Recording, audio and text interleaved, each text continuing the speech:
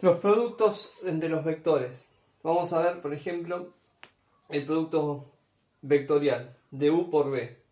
¿Cómo se resuelve? Con el determinante, donde en la primera fila pongo los ejes, en vez de poner eje x y z para no confundir con lo que es eje con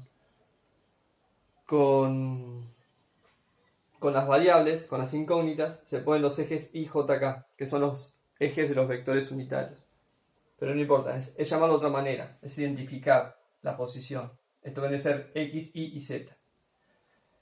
Se pone en la segunda fila las componentes del primer vector, 1, u2, u3, son las componentes de u. Y en la tercera fila, las componentes del vector b, b1, b2, b3. ¿Cómo se resuelve el determinante? Seguramente, si no lo vieron, ya lo van a ver. Tapamos para hallar la primera parte, la primera fila y la primera columna, y hacemos el producto cruzado y la resta, ¿no? En este caso, para i, anulo la primera y me queda u por 2 por b3, u2 por b3 menos b2 por u3 en i.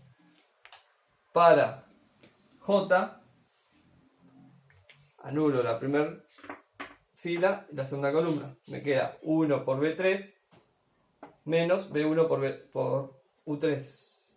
Este es u3. Y para j, para acá, anulo la primera y la última. Y me queda 1 por b3 menos b1 por u3. ¿Sí? Esto, lo que me va a dar este producto, esto siempre va a dar como resultado un vector. Esto me queda expresado de esta manera. Este paréntesis, que la regla es más menos más, ya lo van a ver. Esto perteneciente al eje y o en x, esto perteneciente al eje j y esto al k. O sea, pasado a componentes, me queda esta la primera componente, la segunda y la tercera componente. Acá le cambio el signo y ya me queda todo positivo. Entonces son las componentes de ese vector resultante, ¿sí? Entonces el producto vectorial me va a dar como resultado un vector. Voy a tener las tres componentes de mi vector, ¿sí?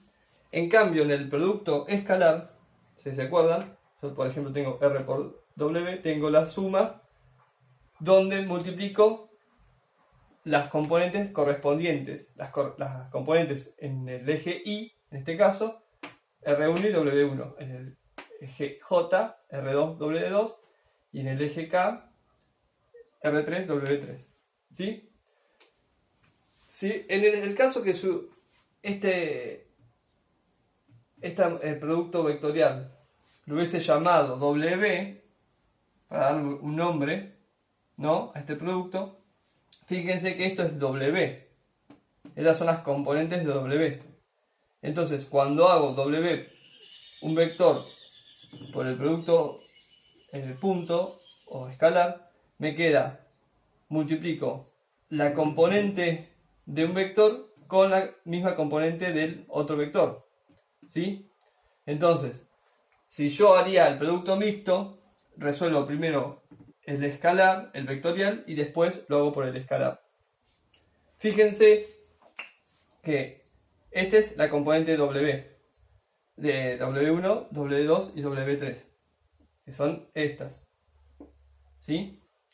Son las componentes obtenidas a partir de estos números.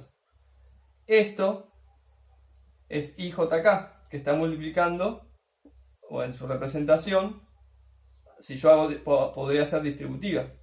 Es la posición de IJK, que es la posición de R1, R2, R3. Entonces aquí podría ir R1, R2, R3. Entonces si yo escribo R por U cruz B, podría construir directamente esta matriz donde reemplazo IJK por R1, R2, R3. Que finalmente, o sea, si lo voy haciendo paso por paso, es lo que voy a hacer. Fíjense que R1 multiplica W1. W1 es esto, que está multiplicado por I. Entonces, si a R1 lo pongo acá, cuando hago las cuentas, hago distributiva, o resuelvo el paréntesis y después lo multiplico por R1, ya me va dando el resultado. ¿Sí? Fíjense que esto me va a dar un vector, y vector por vector da un número. Si yo resolviese este determinante con todos números, acá no porque tengo IJK, ¿no? Que son los ejes, pero si lo reemplazo por R1, R2, R3, al final todo esto me daría un número. ¿Sí? Entonces ahora vamos, basándonos en esto, pasamos a exponer directamente cómo es el producto mixto para obtener el plano.